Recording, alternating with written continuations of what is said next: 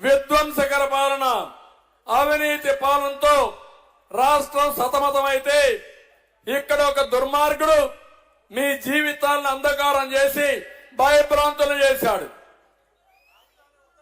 వీళ్ళిద్దరిని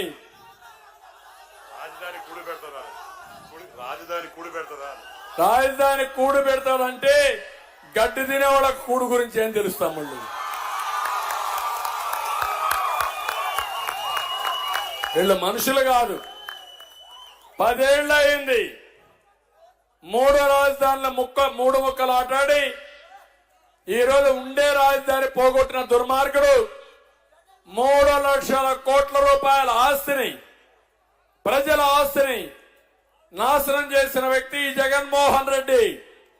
నేను కూడా హైదరాబాద్ కట్టినప్పుడు తర్వాత వచ్చిన ముఖ్యమంత్రులు హైటెక్ సిటీ కూల్చేసుంటే, రోడ్లు వేయకుండా ఉండుంటే, ఎయిర్పోర్ట్ కట్టకుండా ఉంటే ఈరోజు ఆ స్టేజ్కి వచ్చేవాళ్ళం మనం?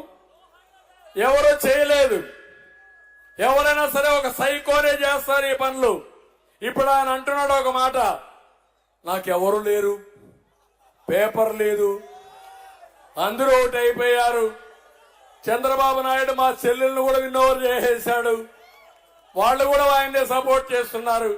మీ చెల్లెల్ని సపోర్ట్ చేయమల్లా. ఒక చెల్లెకు నువ్వు ఆస్తి ఇవ్వకుండా ఆవిడ రోడ్డు ఎక్కింది. ఇంకొక చెల్లెలు ఎందుకు ఎక్కింది? మా నాన్నను ఎవరు చంపారో చెప్పమని నిన్న కూడా చెప్పింది. ఊ కిల్డ్ బాబాయ్. ఏం తమ్ముళ్ళు ఆన్సర్ చేయాలా లేదా? కాళాసులు అడుగుతున్నా.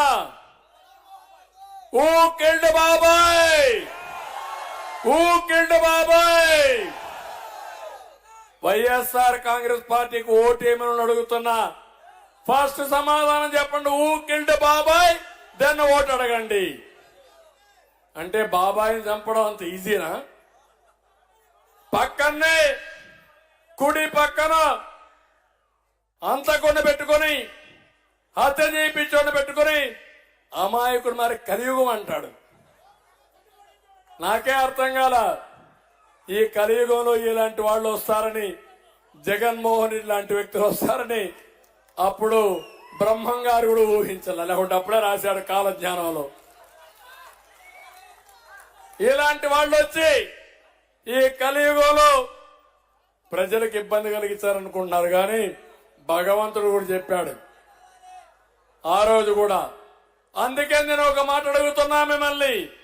మీ ఊర్లో ఒక దొంగ వస్తే, మీ ఊర్లో దొంగతనం చేస్తామంటే ఇది నా ఇల్లు కాదని వదిలిపెడతారా మీరు? నేను అడుగుతున్నా. మీ ఊర్లో ఒక సైకో వచ్చి పిచ్చి పిచ్చిగా పనులు చేస్తా ఉంటే, విసిచ్చిన రాహిత్యంగా చేస్తే వదిలిపెడతారా అని మిమ్మల్ని అడుగుతున్నా. అందుకే అడుగుతున్నా నేను. రాష్ట్రం గెలవాలి, ప్రజలు గెలవాలి, మన జీవితాలు వెలగాలి.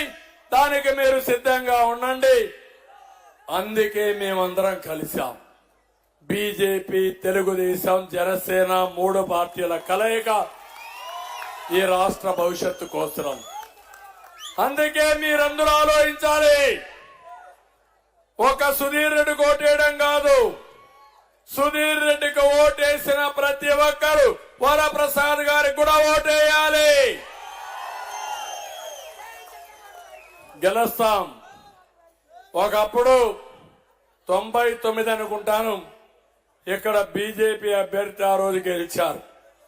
ఎంపీ అయ్యారు, వెంకటస్వామి అయ్యాడు.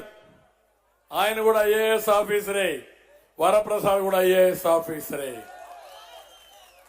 అందుకే మళ్ళా ఒకసారి టైం అయింది, ఆవేశం ఉంది, మిమ్మల్ని మెప్పించాలని కోపం ఉంది. మళ్ళీ మనందరం ఒకటే గుర్తుపెట్టుకోవాలి.